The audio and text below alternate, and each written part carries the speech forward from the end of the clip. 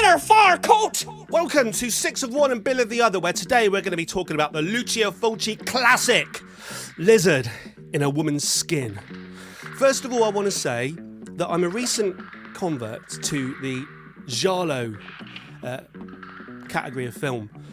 I was going to Athens a few years ago, and I saw that there was a film out there which is set in Athens, and it's called The Curse of the Scorpion's Tale. So this is the first one that I watched, and I'm sort of saying this for Bill's benefit, really, because I'm the guy who sort of is a little bit aware of the Giallo genre. I think he's humble bragging. When I was in Athens... Well, no, it gets The worse. other day I was in the palace. No, it gets worse. It gets worse. So this film is set in Athens, right? And there's a bit of a theme there, because Giallos are very much, they're kind of thrillers that are set in various cities around the world, tend to involve tourists and black-gloved hands committing crimes with knives. But this was the first one I got. And I also, because I like to go to Barcelona. Oh, here we go. Right? Then Eyeball. This is one of Quentin Tarantino's favourite films. It's not particularly relevant, but it's one of his favourite films. This is Eyeball. This is set in Barcelona. And the interesting thing here is that you get a sense of history. Because Curse of the Scorpion's Tale is like early 70s, 1971. Again, the 70s. I then progressed, that's relevant to the film we're about to talk about. I then progressed into watching Dario Argento films. Now, you aware of him, Bill? Where'd you watch that one? Right, Was it so Paris? Were you in unfortunately, I watched them all here. Okay. Right, but films like the Bird with the Crystal Plumage and probably the greatest of all Giallo films. Bill, have you heard of Deep Red, Profundo Rosa? No, but I have heard of Simply Red. And there is there's a reaction to the amazing Goblin soundtrack for this film on a channel out there. It's a reaction channel by the name of the Mercurial number 6. Okay. Never heard of it. Jesus Christ. So moving on Never heard of him either. I'm trying to get to the point. I'm moving on to, this is the film we're going to talk about. This was a viewer request. So Bill, if you can name the viewer, we'll do it. If not, we'll put it on the screen. And we'll put it on the screen now. All right. We'll put it on the screen. It's on the screen now. Okay. Yeah. He suggested. Was it a he? I think it was. I don't know. I don't know. I He or believe she so, requested that we watch Lizard in a Woman's Skin. So the interesting thing here is that although I was going on to Bill about how Giallo is now my favourite type of film, because there are hundreds out there, none of which I've seen. So it's like at my old age, I've now got a stack of films to watch. This wouldn't have been the film that I would suggest Bill watches as his first Giallo. However, Lizard in a Woman's Skin. Bill, I can carry the introduction on one bit longer, right? By actually just reading a little bit off the back of the DVD box. Because it kind of like sums the whole film up. And it could be like you know, like the more successful channels do, right? Here we go, right? All right, I'm ready. Lucio Fulci's masterpiece of the Giallo genre, a super stylish, erotic and grisly psycho thriller. And then we have a little paragraph, this little top bit that explains the plot, probably in a non-spoiler fashion, okay? Here we go. Ready? Although, if you are watching this, we're going to spoil the heck out of this film. We could probably do non-spoilers for the first 25 seconds. Right, here we go. People die. Carol Hammond, the daughter of a wealthy politician, is about to have her seemingly normal life turned into an abyss of terror. Every night, her mind is filled with depraved nightmares involving her sexually debauched, voluptuous neighbor. When the neighbor in question is murdered, Carol becomes the #1 suspect. But what deadly secrets are really hiding behind this sickening mystery? And I'll say one more thing, Bill, before I let you talk, which is the reason I went on about going to Athens and going to Barcelona and the fact these films are all set in such exotic locations. I just wanted to point out, I went to the Phillies game last week, and I took my wife. I didn't watch a Giallo film or anything, but I just feel like left out because I haven't gone to any cool places. So I was at Citizens Bank Park last week. Oh, it's Citizens Bank Park. You'll get to... Just imagine, it's not Citizens Spank Park. Citizens Bank Park. And we lost the next. We know what goes on there. Yeah. Oh, yeah. Citizens Bank Park. this one caught me by surprise because it's set in London in 1970. So the final thing I wanted to say was I do like these films because I like the sense of history. Even the likes of London, just looking at 1970s London, it warms my cockles. Right. Well, no, I'll say it is a cool part, and apologize to the folks at home for my air conditioner. But I do really like when you watch these old films. So much of the enjoyment is just watching 1971, even more than the film. You know, they're sitting in these wood-paneled offices smoking copious amounts of cigarettes. Yeah. You know, I thought it was pretty great. And there's a genuine point there because this isn't a spoiler at all. This is another film of the Giallo genre, right? Which is all about sweat and smoking, of which my favourite actor in the film has to be the detective, right? Right, this is good, right? So me and you haven't discussed this at all yet, right? Inspector, we have not. Inspector Corvin, right? Who's played by Stanley Baker. I just love this guy. As soon as I saw him on screen, I thought, yes! But in real life, real heavy smoker, and died. This isn't funny. Died of cancer at a young age.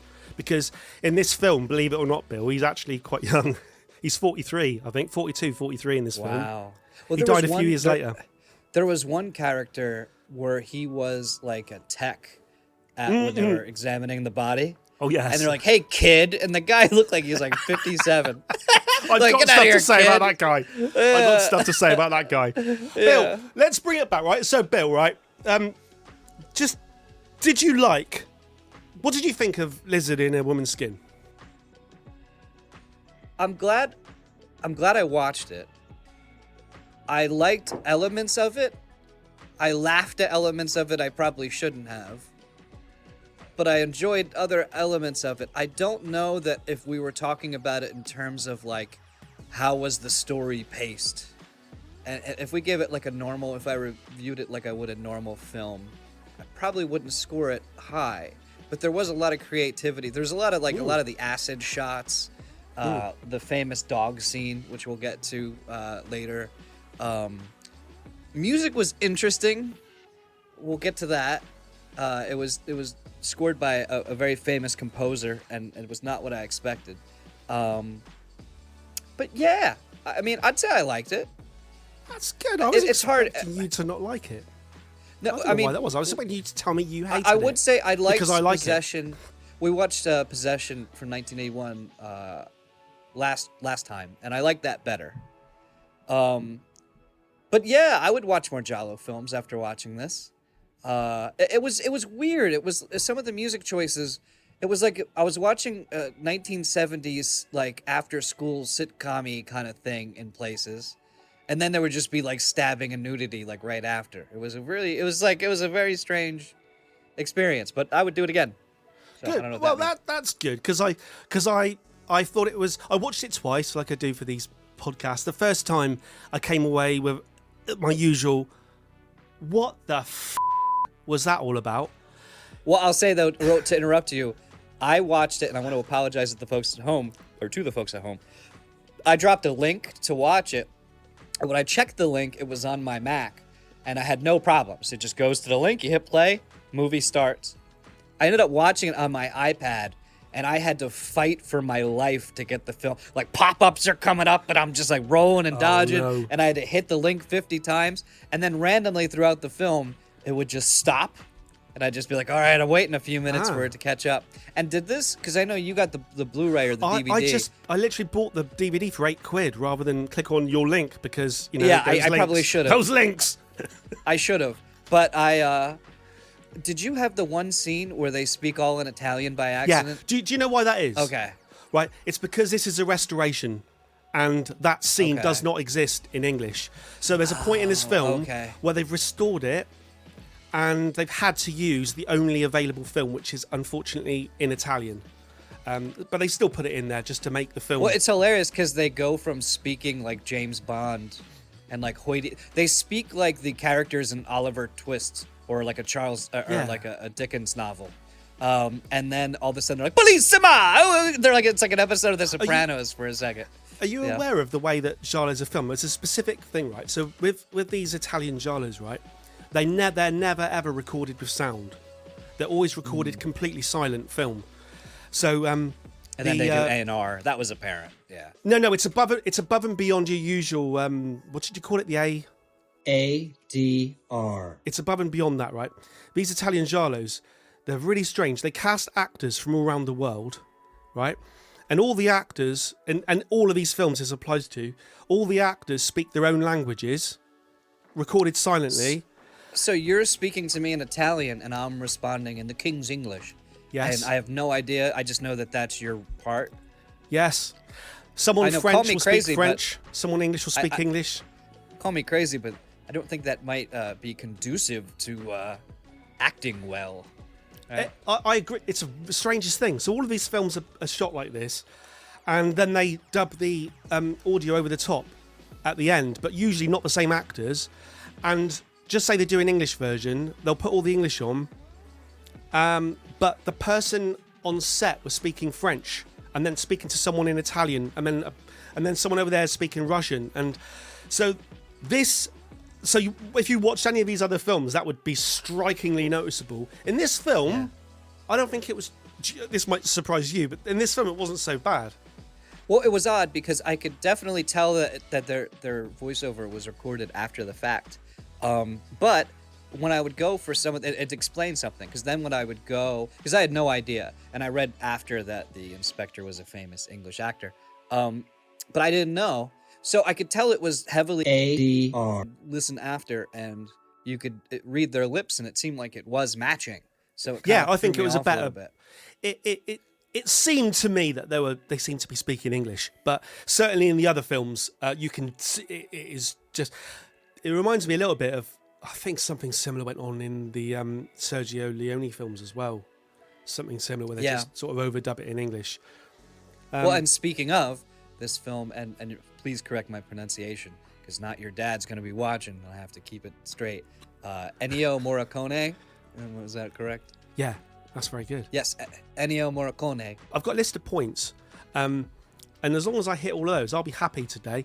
And one of the points is this composer. Well, so go for it. I was very excited when I first heard it, and the movie opens. It sounds like an outtake from Miles Davis' Bitches Brew with just the bass kind of rocking on, you know. Yeah. And then sometimes, like I said, it would get very soap opera 1970s TV in odd places. So what it struck me, and you and I have both worked a little bit in the audio field, and it felt to me like he sat down and gave them 3 30 to 45 second clips of music, and then they just randomly put it throughout the film. Would you agree with that assessment?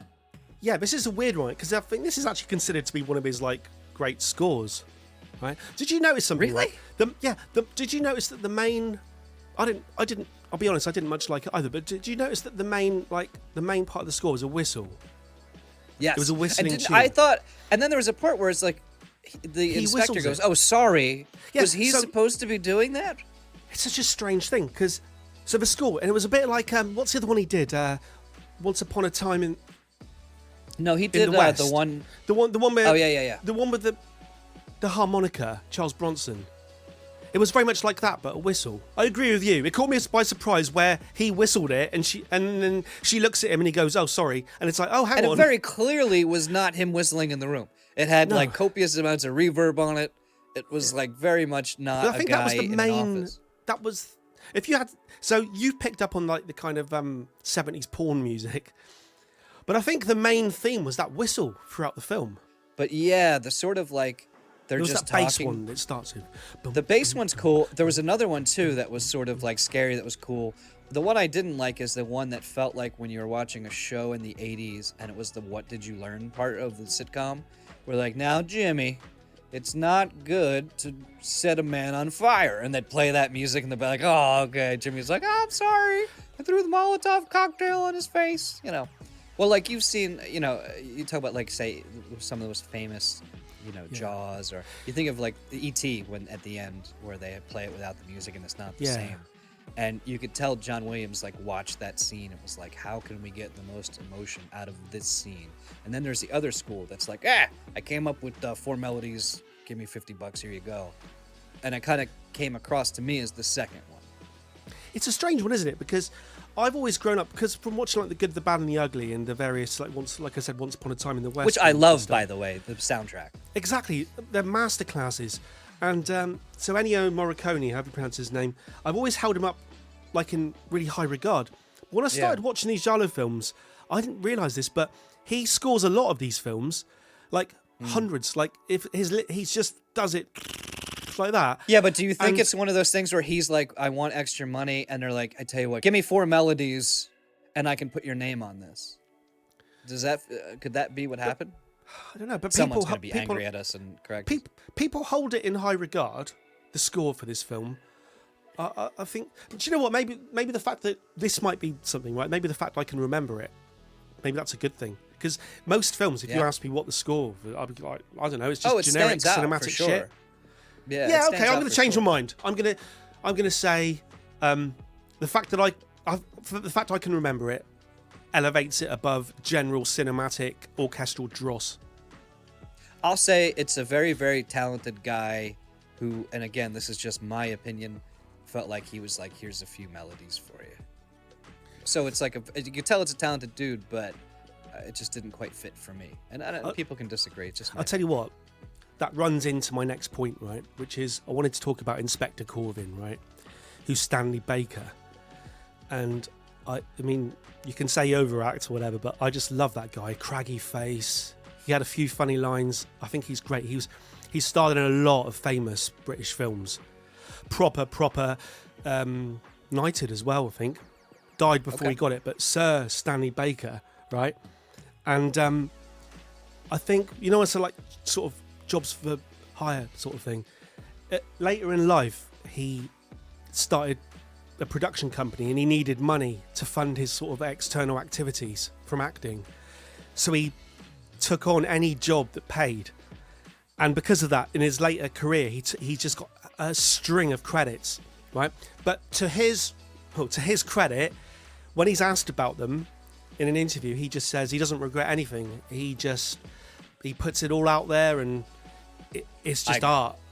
I bloody got to see a lot of naked girls. Right, we'll get onto that. His son. I read an interview with his son, and his son regrets his father's later choices and describes films like the film like that my dad did, like Lizard in a Woman's Skin. A load of rubbish, makes absolutely no sense. He said that? Yeah, I didn't like it. It makes no sense. I wish my dad hadn't starred in it. Well, you can't say that though. I mean, like, I would say I get that this movie's out there, and I definitely have arguments, but I don't think it's a piece of crap. Like, I don't.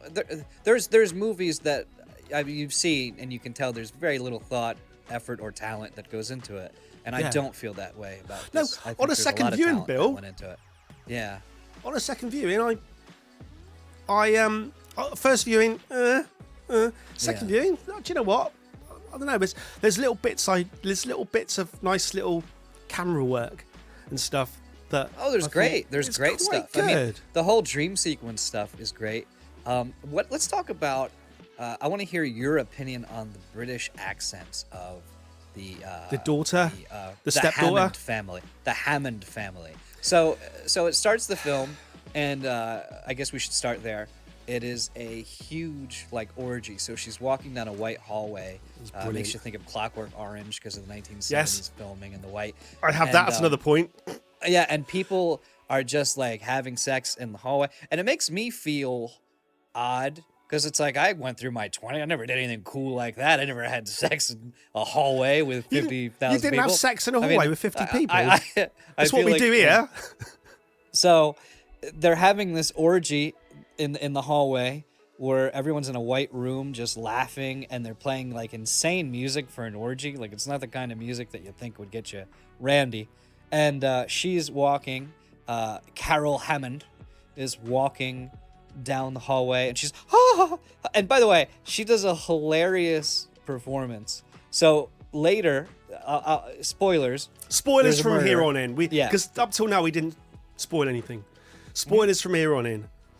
So the crazy the lady that gets around next door gets murdered, and then later when they're going, who could have killed the lady next door?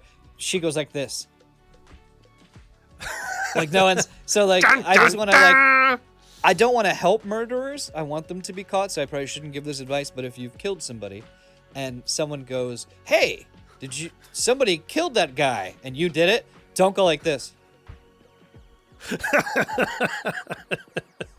Oh no! They won't be able to. That will destroy the whole genre of Giallo if they take that advice.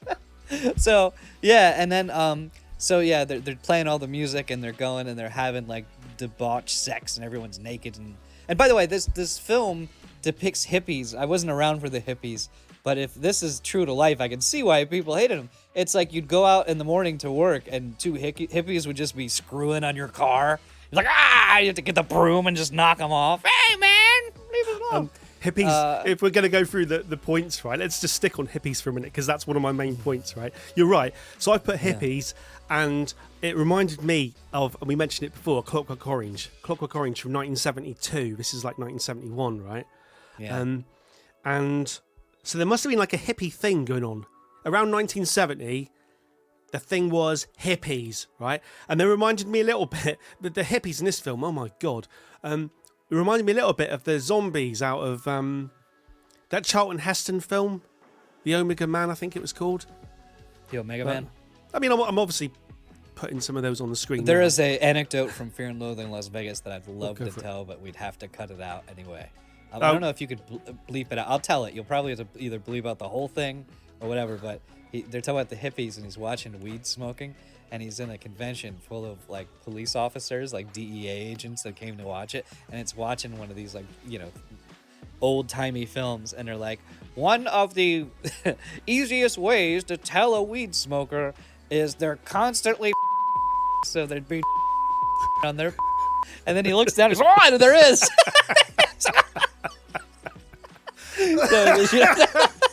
No, that's good. So I guess you'd have to just bleep some of that and hopefully that'll come. That's a way to identify a hippie.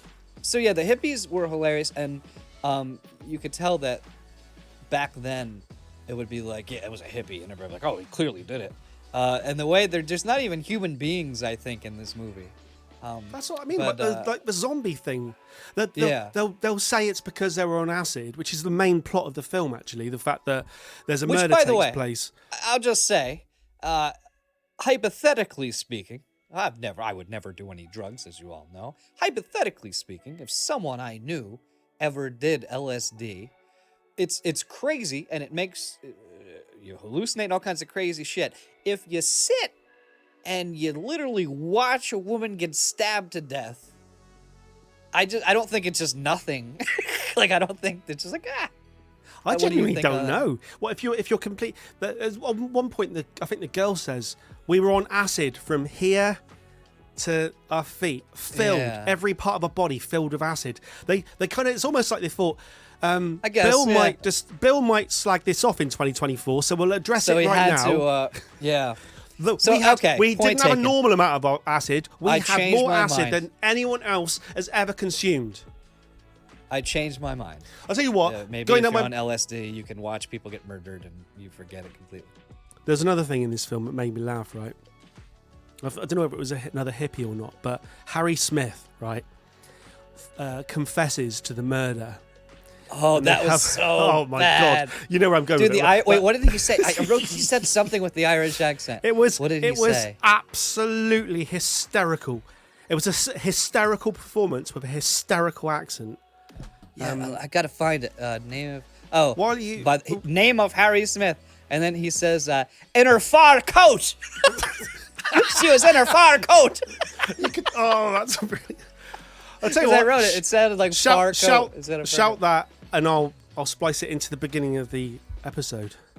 In her far coat. Say it once more. In her far coat. I probably won't, but I just wanted to hear you say it again and again. And he's got that terrible accent, and then he just starts screaming at them, like he's just overacting. And then I want to blood. And then I know they do. I'm not a detective, okay? But it was hilarious because he says, "I stabbed her with me dagger," and the detective goes, "Actually, it was a bread knife." Like I'm no Sherlock Holmes and everything, but usually, in my experience, you don't tell the guy confessing what actually happened in the murder that he doesn't know.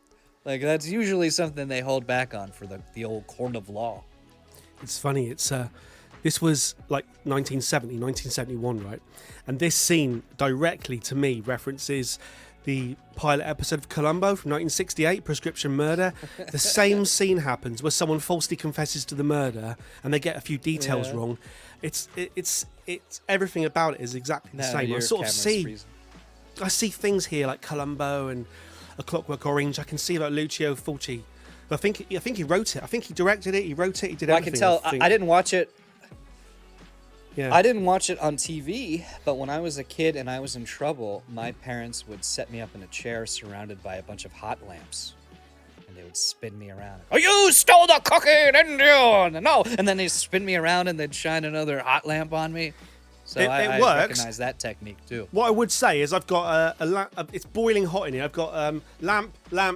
I can only tell the truth under these lighting conditions. If you switch the lights off, I can lie. I can lie like a.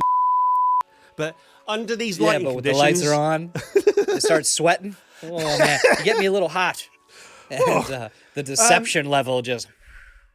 So the orgy's going on, and then they pan over to the next door neighbors, and I assume it's a duplex, and they are the most British people to ever exist. If you ever saw Charles Dance in Game of Thrones, Tyrion's dad, Tyrion father, they're the debauchery happening next door. Well, we're trying to eat, and they're and then it's a normal. And then accent. I wrote. To me, it seemed like it was like, what did I write? They opened the pajama flap Brits. Like, hey, honey, what do you say I open the pajama flap and we go get a little randy? They open flap. The pajama flap. Oh, sorry. I was completely mishearing they you. can open. They can open that too, I guess. You probably need to. I'll tell you what. It's interesting to hear you say that because, like, for me, this was an example of good, solid, authentic, bar the stepdaughter, 1970s English London dialect. Also, I don't know. I wanted to point out that when they're making out, because she's having fantasies about making out with the neighbor, and the same thing happens to me when they make out. A large fan blows on them and blows their hair around, and I don't know. That same thing happens to me. It's good to know it's not just me. That. Do you not seriously when you're having sex with your neighbour? Do you not have a fan blowing in your face? Yeah, I like to get someone who's really likes me to just. I always tell my neighbor. If the fan ain't blowing, I ain't going.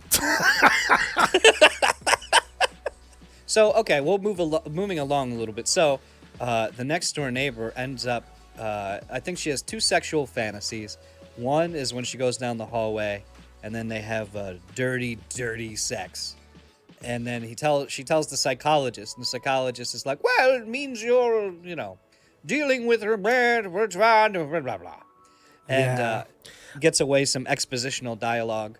It's an interesting plot device when it's like you just straight up tell the audience what the symbolism of the scene is, which is what he's doing. Oh, this symbolizes this. And when it there all is a twist there, ahead, though, isn't there? There is a twist. The twist is that, she was playing him. And my thing is, do you think after he got played, he's like, I need to change the way I do this? Like, no. Moving along, I'll just do the same thing again. I mean, I was going to say that the overall bad thing about the film, from her point of view, is that she does this murder and then it ends with her father taking his own life as a result of what she's done, right? But actually, you're right. Yeah. The bad thing that she does is she causes a psychologist to reconsider his career. So that poor man, he went into this film thinking, I'm really good at this. I'm really good at this job. I can assess Yes, this he did woman. not seem like he was It's second guessing debauchery. himself.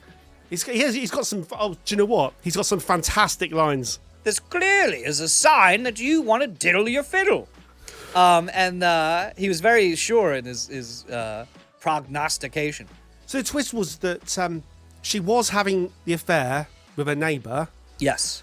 and the neighbour then tries to blackmail her, so she kills her, and then she makes, because she's witnessed by the two hippies, she believes that, so she, at that point she realises she needs to produce an alibi, so she goes to the psychologist and she basically tells him about the murder in the form of a dream, so that if she gets accused of it, she can say that someone must have read her notes of the dream and recreated the murder to frame her. That's the plot of the film. Well, and my favorite is right after the murder, the father goes, "What do you think, baby love? Someone's implanting these scenes in your mind." Like, that's where he goes to immediately. Like, hey, Dad, I remembered killing that guy. Maybe they injected it with a syringe into your hippocampus. Is like where he starts. It's amazing some of the conclusions that people come to in this film, and it took two viewings for me to fully get it. You watched it twice. What's up with Peg Bundy? At one point, they call the British Peg Bundy, and she's banging the driver, I think. Her driver. What was that about? Yes, I'm with you. I'm with you. That scene was fantastic. I laughed throughout that scene. She goes, "Oh, did you hear that they're dead?" It was amazing. I've got sort of 4 more points to bring up, right? I'll start with my sort of final point. Why not? The whole film, right, revolves around a phone call, right? Our detective, Inspector Corvin, he works out that she's the killer because she references a phone call that she shouldn't know about.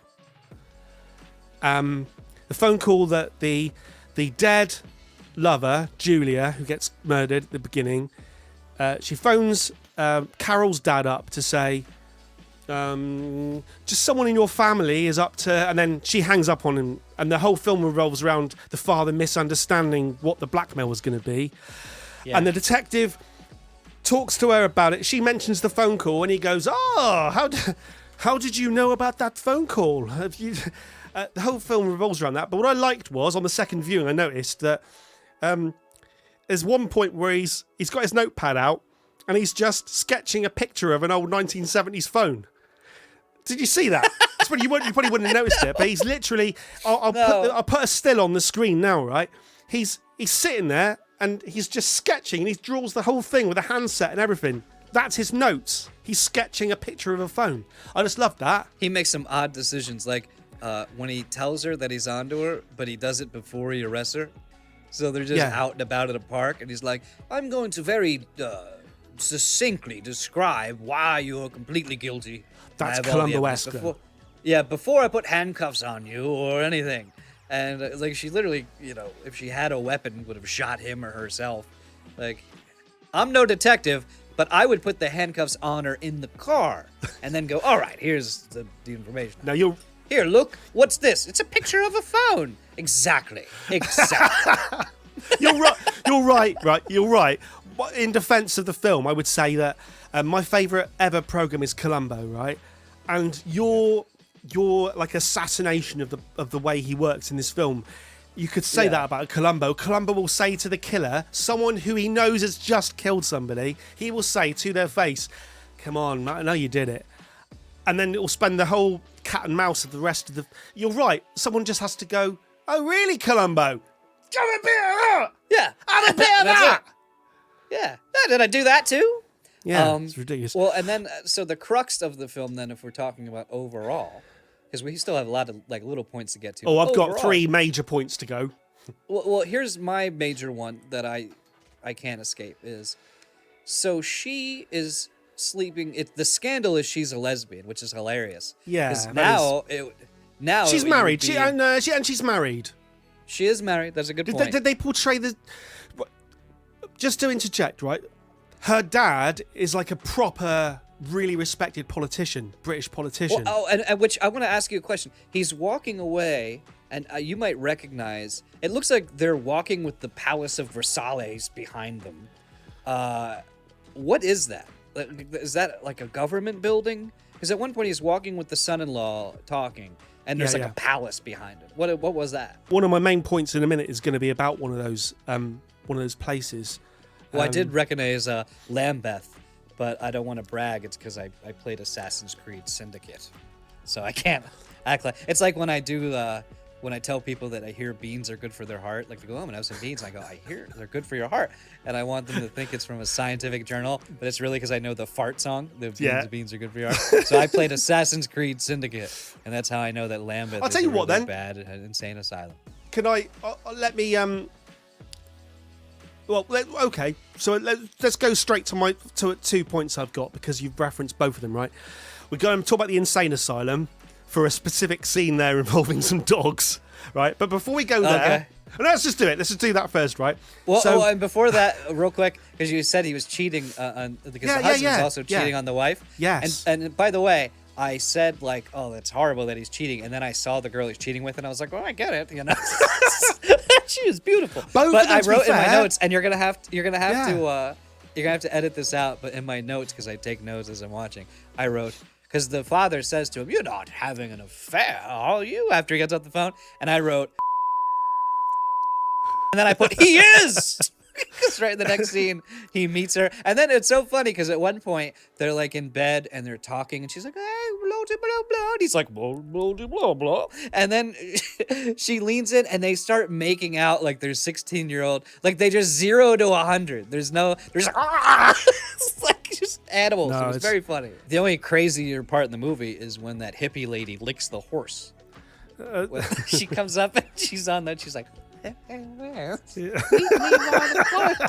very, very weird. Hence why I'm currently using oat milk, because as I said earlier, I refuse to suck on the teat of another mammal. I wrote the note. I said, "Did that hippie just lick the horse?" Licking the horse. So I could title this video that. Did the hippie lick the horse? Did the hippie lick the horse? In the asylum, right? So she, the hippie. Right, so it did take 2 viewings to get this, but the hippie,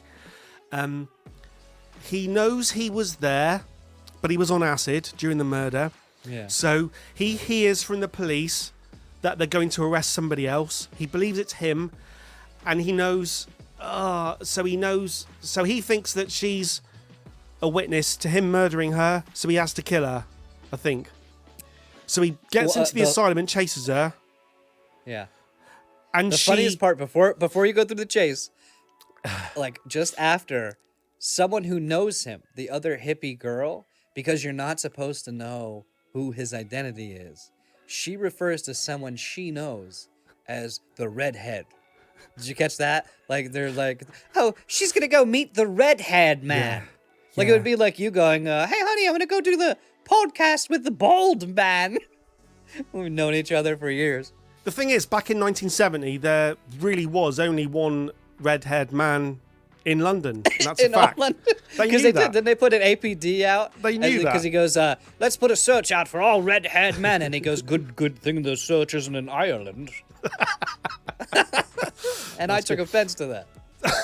With my ruddy features. No. She's chased through the asylum where she's being held because she's believed to be a murderer. And as she's running from him, she runs into this is spectacular. This took me completely off guard, right?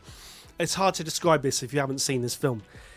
She runs into a room for God knows what reason. She runs into a room where there's a number of dogs strung up, alive, vivisection. They're all opened up, and they got tubes coming out of them, and their hearts are beating. They're being kept alive, and they're being like, I would say, I can see from your face what you're going to say. I thought it was quite horrific. I actually went, oh my God, what the is going on now? Well, I did read up that so many people thought that they had to go to court more than once. I think it was at least 3 times they had to go to different courts to prove that they didn't vivisect dogs for their film. They had to show them the model that they used because people thought they were really dogs. Crazy. Just crazy. Well, speaking of crazy, let me bring up this point. So, okay. So the plot is she has a lesbian lover. She's cheating on her husband. The lesbian lover is going to blackmail her. So she kills her. And then the hippies are sort of in the background because they don't know. And that kind of gets a little bit convoluted. Yes. So then why is she seeing vivisected dogs? So is the actual asylum going, these people are having a hard time adjusting to society. I have an experiment. Let's vivisect 4 dogs and hang them up in a room. Or is that supposed to be a hallucination? By the way, the funniest hallucination is the swan. The swan that looks like it's made of Play-Doh, and it's just like a Muppet swan. I laughed my ass off when that happened. Anyway. That was quite early in the film, that swan scene. That was the first part I just laughed. Spectacularly bad. And then did you notice, right? Yeah. So not only was the swan Monty Python-esque coming at you, right? But did you notice there was a scene outside them with the swan flying, and they animated a shadow across the floor of the swan flying. It was terrible. Terrible. What really threw me was the old men. The old men from the Muppets were riding on the swan's back. This is terrible. It was fantastic. So what I'm saying is she's having hallucinations, and I know she's lying. So we're getting a sort of unreliable narrator because she's lying to the shrink. Yeah. But throughout the movie, she's having these hallucinations. But she sees the dogs. Crazy. The dogs are real. Yeah. So what? Because did you notice the guy immediately afterwards? He's like a mad scientist, and he's doing this weird face to the camera like that. He looks like the guy whose face melts in Raiders of the Lost Ark. He's like. I'll put it on the screen now. So she just happened to run into a mad scientist. I can take it off this. I'll put it on the screen. It's crazy. I guess she ran into an actual mad scientist, so that's the explanation? I think... In an asylum? She faints at seeing the dogs, and I think he's then explaining what happened afterwards in a mad scientist way. It's crazy. I don't know anything about what the scene's doing in the film. I can only assume that Lucio Fulci, being the master of grisly horror, just thought the film was a bit stock. We had the sex at the beginning, that was interesting. We had the animated swan, that was interesting. It's all been a bit Irish for a little bit. Let's have, what's the worst thing I can think of? Let's have some strung up, mutilated dogs. Were the swan saying, top of the morning to ya? When they flew away? How's it Irish? I missed that. No, I meant it was bookended by sex scene, animated swan, lots of Irish people professing to crimes that they didn't commit. That's why. And then strung up dogs. Very, very, very strange. Oh dear me, that scene. Did it need to be in the film? Do you think? Yes. Not to be. Oh, it had to be because that's what everybody talks about. Yeah. But not to be reductive. But do you think it literally was like, okay, we need a scary scene? What if she opened the door and there's vivisected dogs? Yeah. Well, why are there vivisected dogs in an asylum? Mad scientist. I've got 2 more points left. I just want to bring up now. Alexandra Palace was used in this film, right? When it happened, so you were mentioning it earlier. She arranges to meet them at a church to, whatever her reasoning is. Collectively, they all kind of want to kill each other, I think, at this point, because they all think they're witnesses to the crime. So she goes to this church, and when she walks in, I'm like, holy hell, that's the biggest church I've ever seen. It turns out it's Alexandra Palace, a venue, like a music venue in London. Lots of bands have famously played there. And this is a really good piece of history because this is filmed in 1970, and she walks in and it's just this beautiful, massive, gigantic building. And I kind of, on my phone today, I was looking up pictures of it today to make sure it is what I'm talking about, Alexandra Palace. And it burned down in 1980. Completely burned down. Only the outer walls survived. And they've rebuilt it today, since 1980. And it looks similar-ish, but the thing that gives it away is that window, that circular window, which makes it look a bit churchy. I loved everything set in that building. Oh, the film really picked up again. I liked the way he was dressed up with his motorcycle helmet. And yeah. Who is it? That was very good. Yeah. She did a couple of stupid things, but they always do in chase scenes. Yeah. We're going up the stairs before, which reminded me of Possession, that up the stairs. Yeah. That big spiral. Were you Were you disappointed when she locked herself in the room with all the bats that she didn't become Batman? It was that was stolen, wasn't it? That was stolen by the Batman films. I was hoping that she would be inspired to use the bats as a symbol of vengeance and darkness and kick the shit out of the guy. But apparently this could be an origin story for Batgirl. Yep. The whole film they could have made. So anyway, yes. Well, I got it. So then she breaks out just barely of a hatch that happens to be, and she's on the terrace outside of the church running along. He gets her. He's about to stab her. And there's a guy we've not met in the movie, and he has a sniper rifle, and he shoots it, but he doesn't shoot the guy. He shoots a warning shot, and he goes, if you stab her, the next one will be your head. And the guy drops the knife and runs away. Isn't that a big risk to take? Like, if you're... I thought it was her dad. Was that her dad? Well, I mean... The fact you don't think it's a dad, and I'm not sure it's a dad. We'll put on the screen now who it was. Well, sure even so, let's say, especially if it was her dad. Well, it'd be weird if a politician was on a roof with a gun. Well, I'm a father, right? So if someone was about to stab my daughter outside and I can see it with the gun, I'm not going to go, fire a warning shot. This will scare the guy off as he's about to plunge it into, like, you shoot the guy. Yeah. Like, so that, you know... I thought it was her dad, but who knew she was? Someone had to know she was going there. I thought the dad did know that. Now, how would the dad know? Why would a famous politician be on the roof? Well, didn't he know that she was going to meet them somehow? It must be the dad, because he overheard her. Yeah, didn't he pick up on the fact that it was actually her that did it somehow? Yes, he knew. He realised that she did it. He killed himself, but so he killed himself, and it ended up killed himself needlessly because Columbo, Inspector Corvin, still knew that she did it anyway. Here's my final point. It's quite a big point. Here's my final point. The forensic evidence in this film, right? We're going back to lab coat, man. Right. How long did they leave her body out, by the way? Oh, and you know what my favorite thing to do is? My favorite thing to do is if there's a murder scene anywhere around my house, I just walk in, take a look around. There were so many elements to this that were completely crazy. But if you boil it down to its essence, I'm gonna applaud it in a way, because this film kind of relied upon that scene and the presentation. So the lab coat guy presents the information to our inspector and to the viewing audience at home, and it's almost like it's actually quite important because he deduces that the crime had to have been committed by someone within the building, not by someone outside. Because of the wet boots. Because of the wet shoe marks. And the fact that there weren't any around the body. Even though around the body was a bedding and a great big one of those 70s rugs that people have sex on. Yeah, the shag rug. I love the guy that goes, what if they just took their shoes off? Yeah, and it's brilliant. That's brilliant, right? So the guy goes, what if he just took his shoes off? And the lab coat guy just dismisses him, right? But that's an episode of Columbo as well.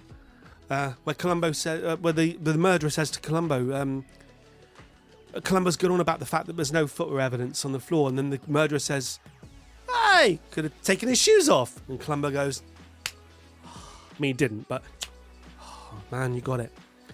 No wet prints. Murder had to be committed inside by someone inside the building, therefore pointing at her again in this kind of what we originally think is a false accusation. Lab coat guy says to Inspector Corvin, she's been killed with a paper knife, and there's a fur coat and a white scarf here, and we have fingerprints on everything. 1970s. I can just imagine the crime scene guys at the 1970s murder scene frantically trying to fingerprint a fur coat. Right? That's all I'm going to say. That's all I'm going to say there. Yeah, that's funny. Through this dodgy forensic evidence, they deduced that the murder wasn't committed by an outsider. It was committed by someone who was already inside the building. And it had to be her because her fingerprints, which they obtained by making her hold a photograph. But anyway, don't worry about that. Yeah. Her fingerprints were on the paper knife. Therefore, she must have committed the murder, which is true, right? That's the thing about the thing. But they're like, but hang on, it's her paper knife, so her fingerprints would obviously be on her paper knife. It's one of those weird. There's an episode of Columbo that does this, where the murderer sets himself up with really obvious evidence, like, oh look, my prints are on the paper knife, and it had to be committed by someone in the building, so it must be me. That's a bit obvious, isn't it, Columbo? I'm being framed, and Columbo agrees. And Columbo spends the entire episode trying to prove that he didn't do it until it turns out that he actually did, just like this episode. Like this film, although this film was before that episode. So Columbo ripped this film off. The only other point you missed with the whole DNA thing is that police woman lady is really cute. Oh yeah. They just kept cutting her to say there are women in the police force in 1970. The photograph was B, which belonged to whatever the Carol. I like they did that CSI thing where they have. Isn't it weird that her name was Carol Hammond and the big plot point was that she leaned on the organ? Yes. At the beginning, when she was running through the corridor, she leaned on a few organs, and then at the end, she leaned on the organ. That's how it started. That's how the Hammond organ started. That was a famous, a huge. This sounds sexual, but it's not. A huge, famous organ in Alexandra Palace. And when it burned down in 1980, Just luckily, the way you said huge, when it burned down organ. in 1980, luckily the organ was being repaired. So it still exists to this day, that organ. I lost my jizz there. You lost your jizz. I liked bloody hell. I liked the fact that like a lot of these Giallo films, they're very like police procedural, and I quite liked that. It was trying, and I was just about to say, like, they had that CSI thing where they put a fingerprint on the screen, and then they put like a fingerprint obtained from the suspect and a fingerprint from the scene, and then they move them together, and then like they show that they're the same, and those fingerprints are always so beautiful, like just beautiful, pristine, fantastic, amazing marks that they obtained from that fur coat. Yeah. Did you also notice that? And this is not about the evidence, but no one ever talked about anything that wasn't exactly the plot. Ooh. Like, every bit of conversation was just like, the murderer? I'm the murderer. Are you the murderer? No one was just like, hey, a lot of times in films, they'll have subtext. So it's like you're talking about something else, but you're really thinking about the murder, and you're showing that. There was a lot of that. If there was some, there wasn't a lot. It was all just straight, are you thinking about the murder? Or, they just kind of did away with that completely. The girl who was murdered, Julia, who is... what's her name? Anita Strindberg. She, later, got to star in the very first Giallo I ever bought, The Case of the Scorpion's Tail. The star of this film is the murder victim from... Lizard in a Woman's Skin. A Lizard in a Woman's Skin? Yeah. I'll tell you what. Which in America was called Schizo. Look at the packaging. This is just beautiful, right? This is the first one I bought, right? Back when you would buy physical media. But look at this, Bill. This is just beautiful. Look at this. This is a booklet to talk about the film, right? There you go. Right. But look at this packaging. Like, this is what right you miss from bloody streaming. Yeah. Well, you get a gist of what this film's going to be like. Yeah. Yeah. What have they got? Blimey. I mean, it's a bit of a spoiler, I suppose. Oh God, that would get us banned. But look at it. No, but seriously, look at the size of the booklet. Oh no, he's in it again. Hey. He's in it again. That was the sergeant with Inspector Corvin, wasn't it? I didn't like it. I didn't like his acting much. He wasn't in Stanley Baker's league. You got Adam Sandler, isn't it? No. He kind of has a Fonzie look to him. That other guy, actually. There she is. So that's Anita Strindberg. She's